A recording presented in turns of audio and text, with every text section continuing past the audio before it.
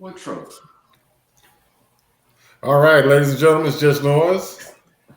Doc and Greez-e, the Juice Man, and King Dre coming What back to up? you again on this Friday night, bringing you a recap of the national championship. We saw Georgia take care of business against Alabama, and we're going to jump into the NFL playoffs. Don't forget to check us out every Friday night, 8 p.m. Anchor FM, Spotify, Google, and Apple Podcasts, wherever you get your podcasts. It's a pleasure to have everybody join us again, as I stated earlier. So let's talk about what happened in the championship game. Georgia was able to defeat the Crimson Tide. They go Dogs. They pulled it off. Georgia on my mind. What's your thoughts, fellas? My thought is I should have went with my gut, and my gut told me Georgia. But after they let me down in the SEC championship game, it was kind of like, man, I don't know. I was kind of on the fence then. It was kind of like, well, can't go against you can't go wrong betting with Nick Saban. Best way to look at it. Right. True. I think Alabama, they had a lot of underclassmen, very young football team. They'll be back battling, doing what they do for that national championship. We'll just see how this transfer portal goes, and I think they'll be back there. I mean, it's like the younger generation, they don't want to compete anymore. I mean, let's all go pile up at Alabama and let's see what happens. So yeah, they'll be back. Coming from an LSU Tiger. Hey, let me add this too. Also, one of the differences in the game was Georgia brought the heat. They came out there and they were looking like missiles on defense. And one thing that you pointed out, Doc, is Alabama didn't play up tempo offense with up tempo with their offense, which is what got them to win in the SEC championship game, and it was like polar opposite for the national championship game. And the difference to me was Georgia brought that pressure, and it was coming from every side, every angle, up the middle, around the corner, around the pinky toe. It didn't matter. Right. They were coming, and that was the difference in the game. I think as far as Georgia's concerned, I mean, they've always had the talent to compete with Alabama. They've always been in the mix, and they just finally got the monkey off their back. I mean, I think one of the key things that happened was them being able to stop the run. I mean, we have never seen Bama put up that small number of rushing yards. I mean, 42 yards rushing. I mean, we really have never seen that before out of a Bama team. Right. And then also Stetson Bennett was able to make key throws, and I think that was a difference in the game as well. Right. I think pretty much the keys to the game was Alabama didn't force the tempo. They didn't force the tempo, and that allowed Georgia to sub in the nickel and get the defensive line the rest, and they made the necessary adjustments. And in the SEC championship, Georgia was very vanilla. They played a lot of zone, and they left running lanes in the middle of the field for Bryce Young to do his thing, and he was able to gash him on a couple of those runs. But one thing for sure was by bringing the double A gap pressure, Bryce Young wasn't going to make a living not running east to west against Georgia's defense. And Alabama, to their credit, I mean, they made some plays on defense as well. It kind of looked like Georgia was about to get that thing away. Stetson Bennett, he had his moments where he was about to fumble the game away, but he did make the plays and the throws. Just speaking to King Dre, before the game started, it's like, hey, man, Georgia's a 2.5-point favorite. TB chimed in. I was like, you got nothing to lose. You might as well blitz. He's like, nah, he's going to get those short, quick passes. Like, look, you ain't got nothing to lose, man. You cannot, no quarterback like pressure. You can't let him just sit in that pocket. He's going to kill you. So by bringing the double A blitz up the middle, Bryce Young wasn't able to make a living. And Alabama, again, they didn't go up tempo, and Georgia pretty much did what they did. Just some talking points I did here. Alabama in stretches was the best team in the nation, but consistently from the top through the beginning, Georgia was the most dominant team this year. And hats off to those dogs; they deserved it. Hey, I think one of the key reasons that they didn't go up tempo, losing Jamison Williams, their star receiver. I felt like after he got hurt, they didn't know what to do. They didn't know what to They, do from there. yeah, they didn't necessarily have the personnel to go 4 or 5 wide receivers, and then they lost the number one prospect or the number one rated wide receiver for this year's draft. They lost him in the SEC championship, so maybe that's kind of why Georgia played it vanilla and played it safe in the SEC championship. Because if you look at those 2 wide receivers, them losing them, that kind of limited what Alabama was able to do. But that concludes the college football season. It's over, fellas. It seemed like, man, just 2 or 3 weeks ago, we was excited. It was early fall, and the summer was just now ending, and we had tons of games. And man, the college football season is over. And in about a month, the NFL is going to be over. So the football season has just flown by. We got 6 NFL games for the first week, the wild card weekend. And we got Kansas City, Pittsburgh, we got Philly, Tampa, Las Vegas, Cincinnati. We got New England, they're going to Buffalo. We got Dallas and 49ers in an old rivalry. Those 2 teams have played in the 80s and 90s. Those teams have played since like hundreds of times. And then we got Arizona in the Monday night game. They're taking on Los Angeles and Cooper Kupp, those guys, Matthew Stafford, Sean McVay. Let's jump right in. Kansas City versus Pittsburgh. This game is going to be in Arrowhead. Kansas City with the number 2 seed in the AFC. Just point blank, my take on it, yeah, this looks like this may be the retirement game for Ben Roethlisberger. I don't see Pittsburgh. I don't see Pittsburgh coming up out of that thing. I really don't. Stick a fork in Big Ben. He's done, son. Get it out, Juice. Nothing here. Yeah, it's a wrap, buddy, man. Big Ben's been playing not like Big Ben from old. He definitely needs to hang it up. It's a wrap. That's all I can say, man. Pittsburgh. The offense has been struggling, bro. They don't really need Big Ben to come out of Arrowhead with a W. If Pittsburgh plays ball control, run the ball, this is still the Chiefs. They still will, they still suspect on defense. They had a hot little stretch, but remember this team got off to a poor start. Right.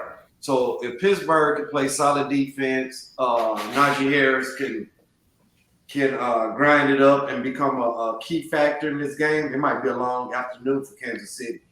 But with that being said, I agree. I think this is pretty much the end of the road. Yeah. I mean, Kansas City, all they have to do is go in there and take care of business, and this is going to pretty much be the end right here. Yeah. I really like I was on the fence at first, but I think I'm going to roll with Kansas City to get that dub. It is, even though I will say this, Kansas City, struggled these last 2 games, even with the Broncos, but they ain't struggling with the Steelers, man. They're gonna beat Pittsburgh. They're still struggling within themselves. Yeah. A lot of things could happen, but one thing that is not happening is the Pittsburgh Steelers going in the Arrowhead and beat. You know what? Yeah, I don't see. You know what? Kansas City 35, the Steelers 10. Damn. Big Ben, he's going away. Good point. What you going with, Juice? I'm gonna go ahead and say this. I mean, even though it's obvious I'm a Steelers fan, and I'm gonna just go ahead and be real about it. I don't see them getting out of Arrowhead with a win. They can't do anything on offense. Big Ben basically has a noodle arm. I mean, he just can't stretch the field. Their receivers, Deontay Johnson, he's always dropping passes. Chase Claypool, I mean, sometimes he shows flashes, but a lot of times he's not there. The only really bright spot is TJ Watt if he's going crazy getting sacks, but as much as I love him, And that Chiefs line is banged up, so let's not get it twisted. You said 35-10. That's good Lord. Yeah, What you got, Juice? I'm gonna go Chiefs. 28, Steelers 20. It's gonna be close. See, I'm right there with you. I was gonna go 28-21. You know what? I think I'm gonna change. I figured you was gonna do it. I'm gonna change this. Steelers 19, Chiefs 16. Man. So he's going Pittsburgh with the upset. 19-16 Steelers. 19-16. So I think that defense can do just enough to get on out of there. So he's going with the. Hope you're right, Greez. Hope you're right, man. He's going Lone Wolf. He's going Steelers with the dub. We got 3 with Kansas City. So the next game I want to talk, the Eagles, Philadelphia Eagles. They're taking on the defending Super Bowl champions, Tampa Bay TB12, and the Tampa Bay Buccaneers. They're going to be hosting Philly. Jalen Hurts, they kind of left a lot of players out in the Dallas game. They really had nothing to play for. Tampa, they're missing a lot. I mean, if you really look at Tampa, exactly offensively, they're missing a lot. No Chris Godwin, playoff Lenny. They're hoping he can return to form. They're getting back Gio Bernard, but what about Fournette? Isn't he out of there? I think he's out too. Yeah. Don't that much. We know AB's situation. AB ain't playing. I think they're expecting playoff Leonard Fournette to play. But what about Gronkowski? Gronkowski, he's a go. Tampa's got some disarray going on, a lot of controversy, especially with, like I said, we know AB is out. I can see Philly making this actually close, but with their ability to run the ball, I can see Philly making this close. Vita Vea, Levante David, JPP, those guys. Tampa Bay, they're pretty tough against the run, so this game is definitely going to be one in the front 7. TB12, Tampa's at home. I'm going to take Tampa 27. I'm going to get the Eagles 17. I think Tampa gets it done, kicks a late field goal to kind of seal it.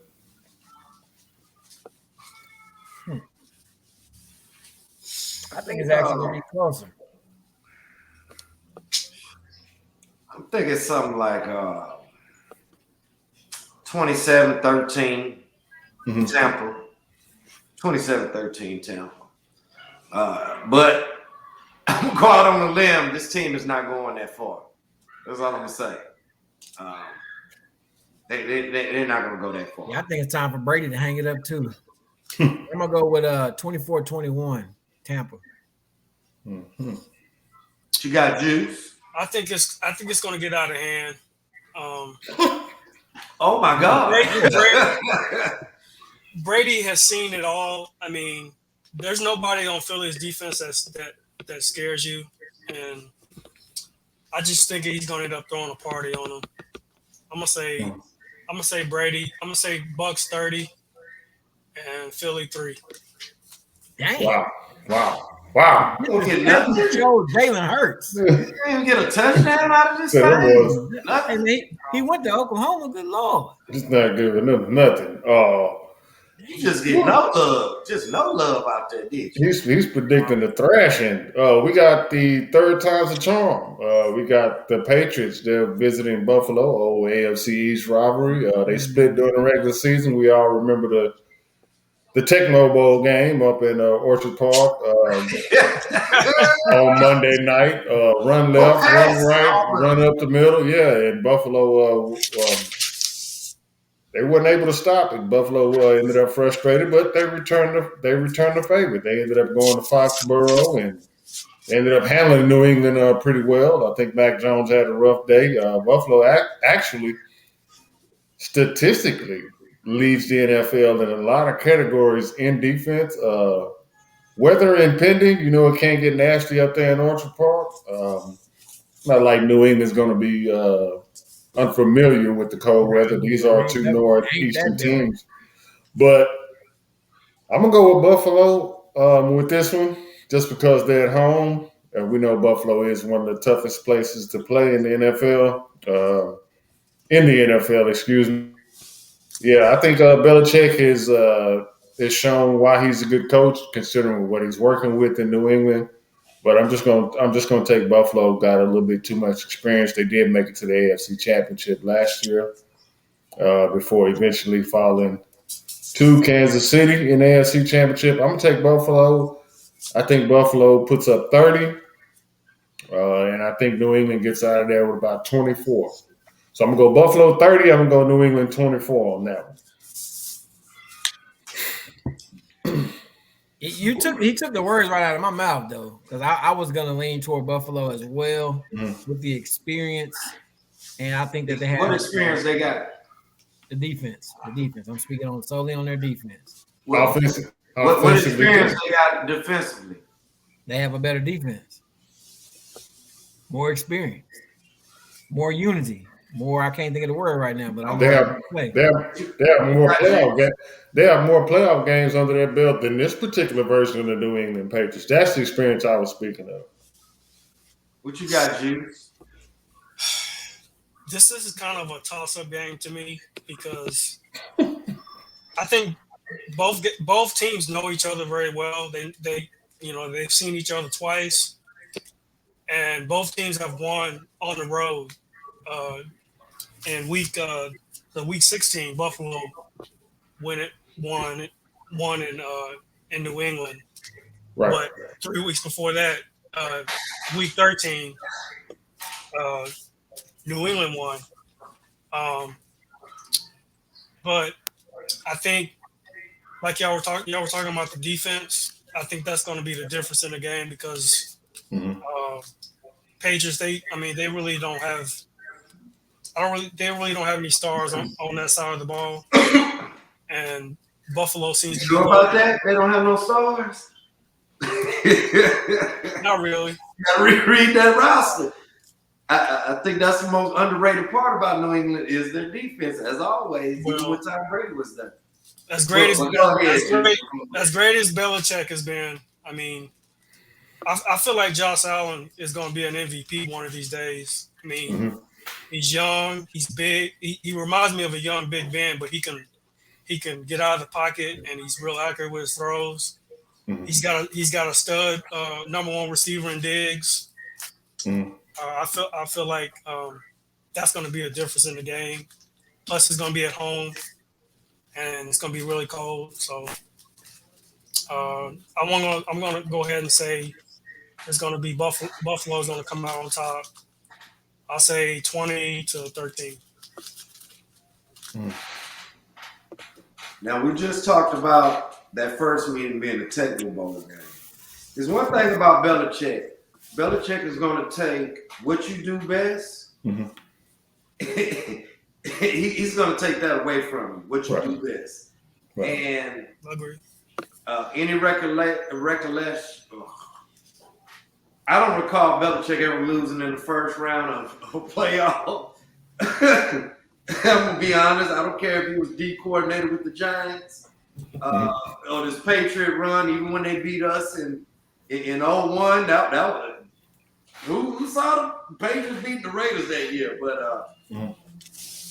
I'm going to roll with probably the second greatest coach in NFL history behind John Madden. I'm going with the Patriots, 21, Bills 10. Wow. I wouldn't be mad if the Patriots won because, like you said, they played each other already. They went 1-1. They are familiar with each other. I just feel like the Buffalo Bills have the better defense, and not to add in that they're at home, so that makes it a little easier to pick them. Can we jump back about 2-3 seasons ago when the Bills looking good and they ran into them Houston Texans and Deshaun Watson? Guess what? It ain't too. I know it's not the same, but I'm just putting that Hey, out. that's why they play the game. That's why we're gonna play the game. That's why they play Not the putting game. my money on Buffalo. Not putting my money on it. You're not? Nah, not on Buffalo. Well, yeah. But I'm gonna take the Patriots 21-10. Hey, here's my score: 35-34. You think it's gonna be that many points scored? Yeah. In the bad weather? I think it's gonna be low. It's gonna be low scoring. Hey, yeah. How bad is the weather gonna be? It's Buffalo. It's supposed to be. Yeah, it's supposed to be 0 degrees by kickoff. Yeah, so everything gonna be all right. So you go up there, and be fine. You go out there and you stand out there naked back, and we'll see how bad the weather gonna be. So moving on to the next game. Now this is the game I really want to dissect because, oh boy, here we go. Oh Lord, the girls. No, I'm not a fan. I'm not a fan of Sean McVay. I'm not a fan of Sean McVay. I'm not a fan of his new toy, Matthew Stafford. I don't like how he's forcing the ball to Cooper Kupp. 40% of the throws are going to Cooper Kupp, and they designing plays. They running him all out the backfield, throwing him 2 and 3 yard passes. It's like every play he's looking for Cooper Kupp, and it comes to an end. Arizona is going to defeat them Monday night, and Sean McVay will have egg on his face for designing plays specifically to get an average receiver an NFL record. Arizona will defeat the Los Angeles Rams, and it will be 28-20. Okay. I can't disagree with you, Doc. I know. I feel like he is forcing the ball. Like, thank you. You can't have that bad man on the other side. You forcing the ball to this dude right here. Thank you. And if you watch the Rams play, the first place he is looking for Cooper Kupp, and I get it. If you got a receiver like that, you're supposed to look for him first. But Matthew Stafford, what he does is he doesn't ability, or at least I haven't seen it. Kupp's not open, Higbee's not open. Where's Van Jefferson? Where's Odell Beckham? Now I get it. Beckham plays a totally different position than Robert Woods, so the terminology and the routes aren't the same. But he's got the tunnel vision thing going on. Carson Wentz had going on with Zach Ertz in Philadelphia. Carson Wentz gets hurt. Philadelphia eventually goes to Foles. Foles moved the ball around. Foles was the quarterback for Philadelphia. And sometimes general managers don't like to admit that they made a bad decision. If that would have been me coming up to Super Bowl, I'd ship Carson Wentz out of town for whatever I could get for him because the team responded better to Foles. But I said all that to say this.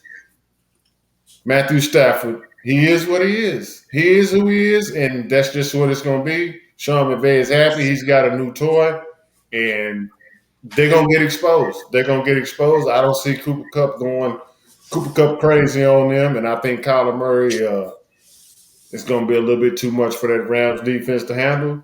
I think Stafford throws a couple bonehead interceptions, maybe a pick six, and it's going to cost them. So they're going home. I'm going with the Cardinals on this one, 28-20. I'm gonna ride with the Cards too, man. You know, I picked them back when we had named our top 5 teams in the NFL. I picked them number 1. So, I mean, I'm gonna stick with my guns, man. I'm gonna ride with the Cards, baby. And like I said, I do agree, man. It's like he's forcing. It's like it don't matter. I'm throwing the ball to Kupp anyway. He's triple covered. I'm throwing it to Kupp. Like Odell might be standing right here wide open with his hands up, like throw me the ball. So, yeah, I think that definitely is a problem. And if they're going to do that, then they might as well get a game to Arizona. Yeah, but then again, I will say this, though. It's kind of like with Mahomes and Kansas City. We know who he's going to throw the ball to on 3rd and 4th. Who getting that ball? You bet all 3 of y'all know who getting the ball. 87 or 10. Well, 87 more likely. Exactly. You know it's coming, but you can't stop it. Right. So it could be a case of, hey, we know we're going to Cup, but can we stop it? Can Arizona stop it? Can Arizona make him throw the ball to somebody else? Right. You know Yeah, what? I'm gonna ride with the Cards, man. You know, I was kind of wondering about this. I wonder how Jared Goff feels right about now. Like he was an average quarterback, but he led them to a Super Bowl. I mean, it does. I mean, despite him not being this stud of a quarterback, he led them to a Super Bowl, and they said you're not good enough, and shipped them to Detroit for The Stafford. penthouse to the basement. As good as Stafford is, I mean, every time I listen to analysts talk about Stafford, they say, "Oh, he's got all the arm talent in the world. He can make every throw," but he can't handle pressure. Like when it gets down to where he needs to make a play, he always seems to throw it to the other team. Right. Um, so I'm kind of with you as far as them winning this game against the Cardinals. Um, so yeah, I think he's going to end up trying to force the ball into Cooper Cup, or try to throw double coverage to Odell, and that'll be game. And so I'm kind of with you on that. I think it'll be a close game. I say Rams 27, uh, Rams 27, Cardinals 30. What? Everybody gonna roll with the Cards? And also I got the Cards 24-17 over the Rams. Okay. Got it. Well, one thing about me, I don't buy into teams that back their way into the playoffs. And Arizona has definitely done that after getting off to a high start. They beat the Cowboys. Critical game, but In Dallas. That more than likely was more than fool's gold. Kyler Murray is exceptional. This offense, the defense get after it with Chandler, but these Rams, the last game of the season they had a knockout drag out with the Niners. Niners just so happen to have a number, and I really like the Rams at home on Monday night on this one. I'm gonna go with the Rams 31, Cardinals 17. Gotcha. That's why they got Von Miller. That's what said. They got one. Now I'm not picking them to go all the way. I'm just saying this is one. It's just that Arizona's just backed in, man. It's just. And then they're missing Hopkins too. Like he's gone for the season, and Kyler Murray has been kind of erratic, and AJ Green really hasn't just taken over as that alpha. I mean, they still got Christian Kirk who's still capable, but I can see why. I'm just not sold on Stafford and that whole offense. I'm sold enough to give him one game, Doc. I'm sold enough to give him one game. They look horrible. They look horrible. They look horrible. They look pretty bad on offense going into the playoffs. But here's what wrong down the stretch, picking it up with Odell. They did. But Stafford threw a lot of interceptions and a couple pick sixes. Like they blew the lead against the 49ers. But they was watching that. They should have lost against the Vikings. So it's a couple games they probably should have lost. But I think this is the first game of the actual playoffs. This one is Saturday, if I'm not mistaken, 3:30 kickoff. We got Las Vegas. Oh, They're going to Cincinnati. They're going to Cincinnati, Ohio. Weather's calling for some snow and some sub-freezing temperatures out there. It's going to be a late start, so the East Coast or whatever Midwest bias maybe won't affect the Raiders as much. But I'm looking forward to this game. The Raiders, everything they went through with John Gruden's racial tyrant, email bashing, homophobic, all that stuff, everything they went through with that. In Cincinnati, we watched Baltimore mess around. We watched Pittsburgh mess around. We watched Everybody, Cleveland, think it up. Crash and burn. Cleveland. Me and Greez-e, we sit right here and said it. If Baltimore and Pittsburgh keep playing, Cincinnati is going to win that division. And they did it, and nobody saw that coming. I ain't trying to hear it. If you told me in September that you was the only one saying Cincinnati's going to win that division, I wouldn't believe you because I didn't see it coming either. But Joe Burrow, his weapons, I'm surprised with Jesse Bates and those boys on defense. Excellent pass rush. Burrow's got tons of weapons. He's got boys. He's got Higgins. He's got Chase. Running backs good with Mixon. They lead the league in bombs away plays, so they don't mind throwing it deep. Yeah, they're attacking deep like the Raiders of old, the '70s Raiders. They're not afraid to throw it deep. So they got a good game plan. Raiders. They've shown me some stuff too. I think it's Zay Jones has stepped in. He's doing a surprisingly good job. Maybe it just has to do with the amount of targets he's getting.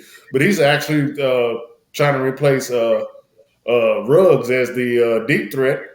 Jacobs has kind of stepped it up the last few games. He's getting his legs up under him. Of course, Hunter Renfrow, what he does. What's the status on Darren Waller? Is he done? Is he out? He played Monday night first time back. Okay, so that'll give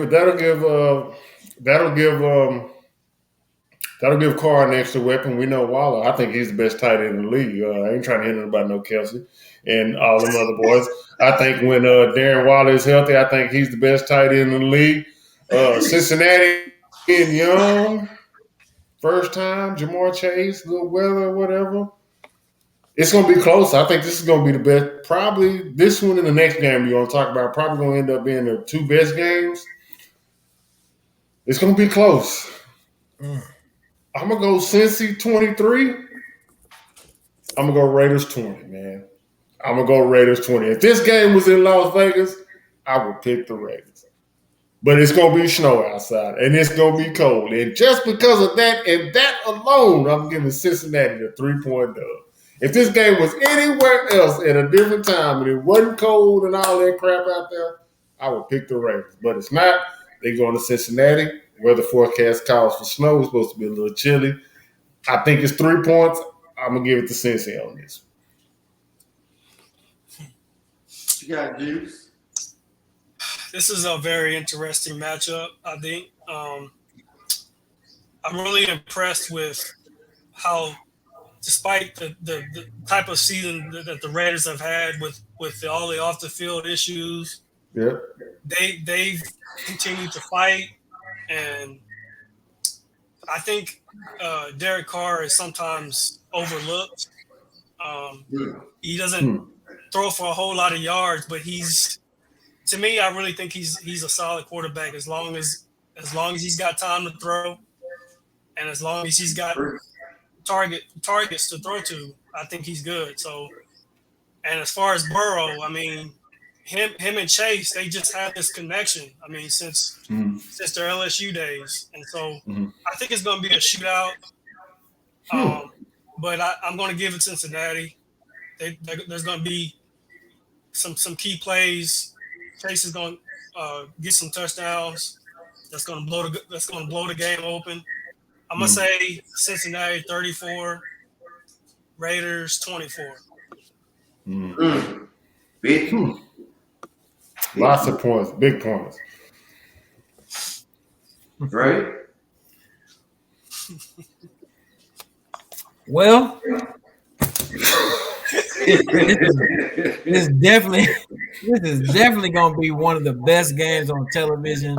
I mean, I'm not going to beat a dead horse. Y'all pretty much said everything that could be said.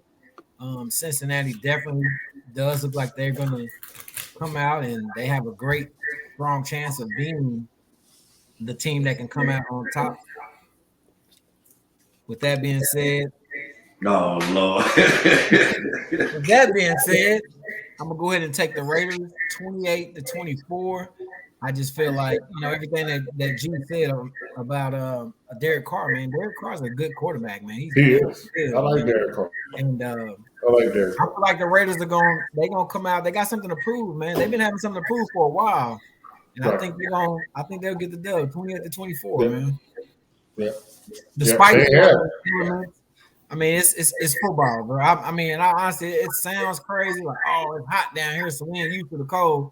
Hey, man, it's football at the end of the day. You gotta block out everything: the cold, the rain, the heat. You gotta block it out and still play the game. The game don't change.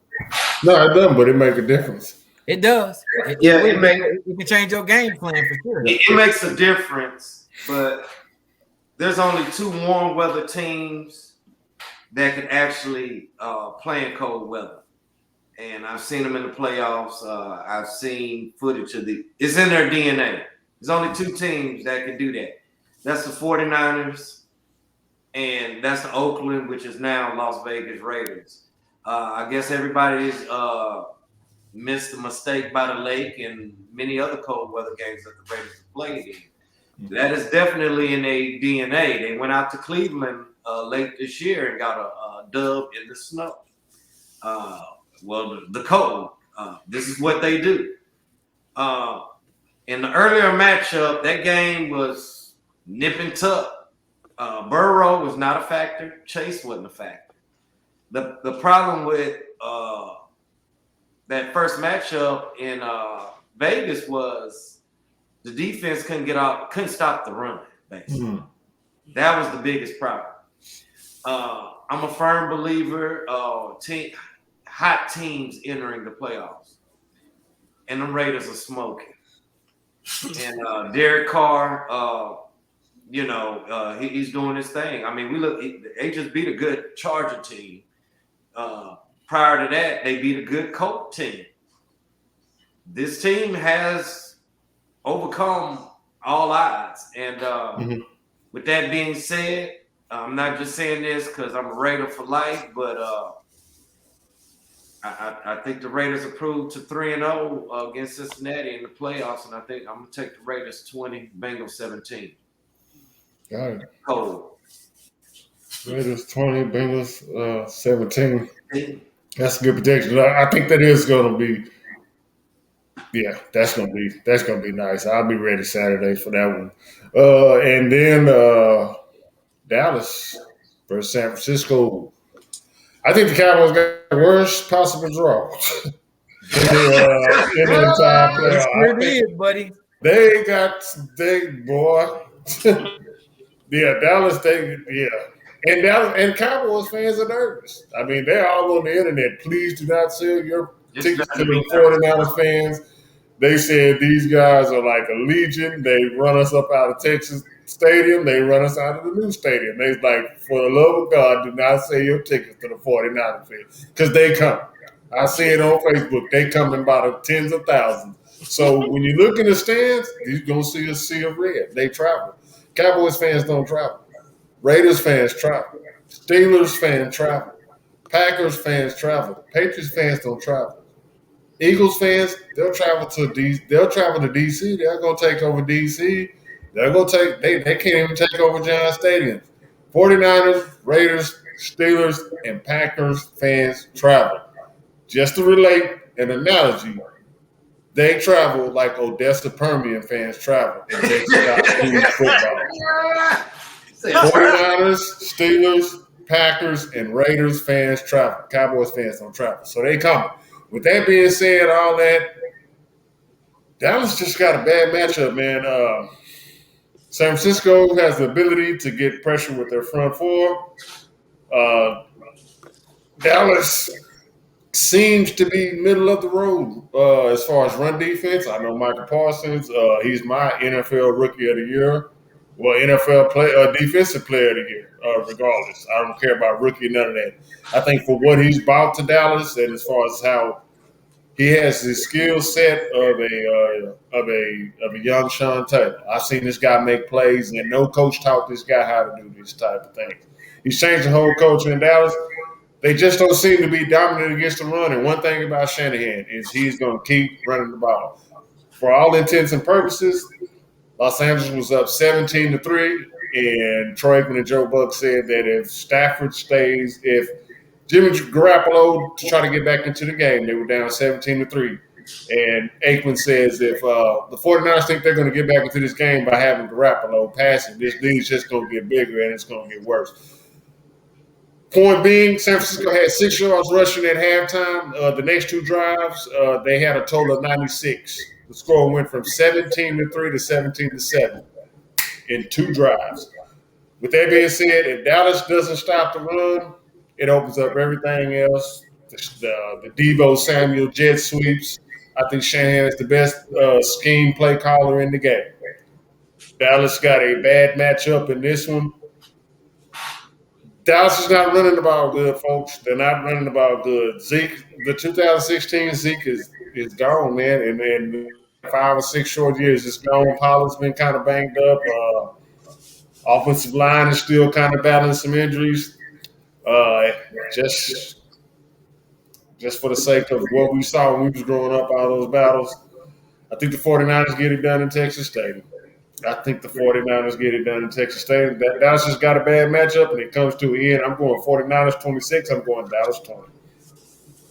And I didn't even talk about the 49ers pass rush. 49ers 20. 26, I'm sorry. Cowboys 20. What? Got a bad matchup, fellas. That's a bad matchup. They didn't want that. They'd much rather saw the Saints than to see the 49ers, I think. I think anybody would want to see the Saints. They ain't got no quarterback. Yeah. Or the Eagles. Dallas would have much rather saw the Eagles or anybody other than San Francisco. They probably would have done better playing Stafford and the Rams than drawing the 49ers. As bad as I want to see the egg on Cowboy fans' faces, it's not going to happen. You don't think it's going to happen? Cowboys have never lost to the 49ers at home in the playoffs. It ain't going to happen this time. They're going to get that dub. Let me get Cowboys 34, 49ers 13. God dang. Wow. Man. Not going to happen, man. As much as I love to see it, if it do happen, if 49ers come out with 26-20, I'm gonna be grinning like a slit watermelon from ear to ear. So, but I don't think it's gonna happen. Nah. They've never beat the Boys at home, and I think it hey, those that forget history are doing to repeat it, and I like the Cowboys. Now, when they get on that road, and my picks play out, they got to get on up there to Green Bay. Hey, I'm not picking Cowboy nothing. And that's another team that has it in their DNA. They can go up and win some ball games in cold weather. It's them Dallas Cowboys. How about them Cowboys? I heard you say that, boy. I'm going with that. Never thought I'd hear you say that. Well, I'm on the fence with this one, man. As bad as I want to pick the 49ers, I'm going to pick the 49ers bad, so bad. Like I used to play with the 49ers on Madden, bro. Like that was my squad. And when we did the top 10, y'all saw I put 3 49er teams in there, right? And I'm a Dallas Cowboy hater. I really am a hater. Are you a hater of the team or the fans? Everything, the team and the fans. But I will give credit. Some backlash. We're gonna get some emails and stuff. Hey, I give credit where credit is due. Dallas did come out strong. They kind of went for a little while, and I don't know how to call it right now, man. Honestly, because 49ers got a good defense too, man. I'm gonna pick based on. I'm just not sold on Jimmy G. He's good for some interceptions. He is good for some interceptions. I'm gonna pick the Cowboys solely because of Jimmy G. It pains me to do it, but I'm gonna have to rob the Cowboys on this one. I'll give them 35, maybe 35-21, something like that. I think they'll get a late touchdown. But you sold on Josh Allen. Then you picked the Bills to beat the Patriots. You sold on Josh Allen. I think Josh Allen's better than Jimmy G.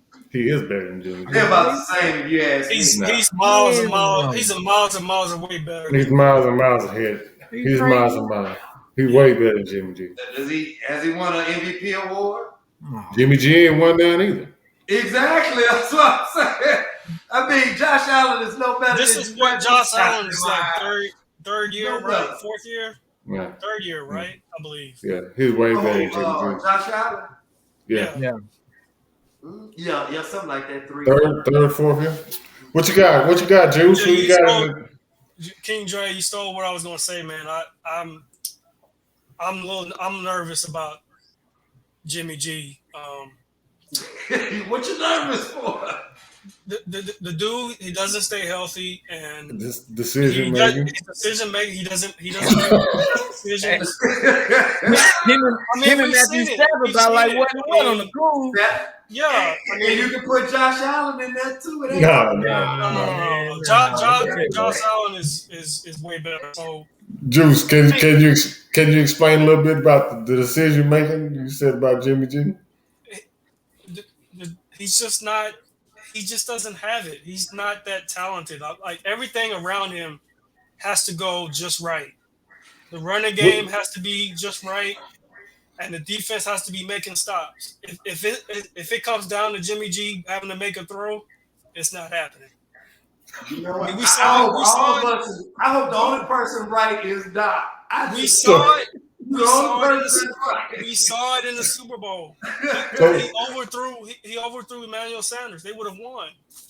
So what have you seen that specifically? The defense played better. They were up. So what have you seen specifically from Jimmy G that makes you say he makes bad decisions? I mean, porno Jimmy. Just over time. I mean, since he's been in the league, he's just he's not special. Like there's nothing that catches your eye. Josh Allen isn't special. Leave Josh Allen alone. That's why I'll pick Josh Allen. He doesn't. His talent doesn't. Hey, I'll be like that. I'll take Dak Prescott before I take Josh Allen. Square bigs. Hell, I would. I would too. Square bigs. Even though they're still the same quarterback. His talent just doesn't jump off the screen. Like he just doesn't. Yeah, Jimmy G does not. Listen, everybody is going on Jimmy G because where did he come from? New England. Exactly. Yeah, Jimmy G. He left New England, he's in San Francisco. What has he been? Subpar average quarterback. He got him to the Super Bowl. Jimmy G by himself. Trent Dilfer went to the Super. Trent Dilfer and Kerry Collins went to the Super Bowl. I mean, and Brad Johnson too. No, but go ahead, Juice. What was you saying? No, I was just saying though. Like when you watch him play, like he doesn't do anything that catches your eye. Like he doesn't make spectacular plays. Like I was saying, everything around him has to just be perfect. Like they have to be making first downs. The offense has to be balanced. He's no Aaron Rodgers. He's not Tom Brady. He's not Patrick Mahomes. I even say he's not even Matthew Stafford. Well, I mean, he just doesn't have that kind of talent. Out there. Nobody. He's not. Matthew Stafford and Jimmy G. They about like he's not even. And Josh Allen too, like that. He's not even going to be Trey Lance at the end of this year because that boy. If I was San Francisco, you know what I would do? Just to throw a monkey wrench and everything the Cowboys trying to do, I'd be like, go get it, Rick. What do we got to lose? Go get it. But that's a different story. What do you got in the score, Julius? Who you got? What's the score for that one? I think it's going to be close in the beginning, but I think the 49ers are going to run away with it with their running game. So I'll probably say 49ers 31, Dallas 27. Man, I just pray y'all right. I think we're in for a close game because Jimmy G is going to give Dallas one of those turnovers. He's going to give him one. We know it's coming. I'm giving San Francisco the edge because I haven't seen Dallas stop the run the way that they need to be able to do. Now, if they can get San Francisco in 3rd and 8, 3rd and 9s all game, they're gonna kill San Francisco. But like I said, Shanahan is not gonna stop running the ball. And if Dallas they put up 500 yards on the Rams real easy, and a lot of it came in the second half. Jalen Ramsey, Aaron Donald, Von Miller, San Francisco gave them boys 500 yards worth of offense. I'm trying to tell you, if Dallas do not stop that run, they are going to be in trouble. And I haven't seen Dallas. The 49ers just have the Rams number. Period. They just have the number. They do. Once again, I just hope y'all right. Sean McVay should be fired off. I don't even care about getting this game wrong. Sean McVay should be fired off the strength that he can't beat the 49ers. Somebody should fire Sean McVay. And we don't even have enough time to get into why they did Flores and some of the other minority coaches. We got to get up out of here, man. We went way too long on this thing. For Doc and Greez-e Juice and King Dre. Check us out every Friday night, 8 p.m., Anchor FM, Spotify, Google, and Apple Podcasts. Enjoy the Wildcard weekend. We'll see y'all next time. Just Norris. Go Niners! Take it easy. How about them Cowboys? I mean, I picked the Cowboys, but I'm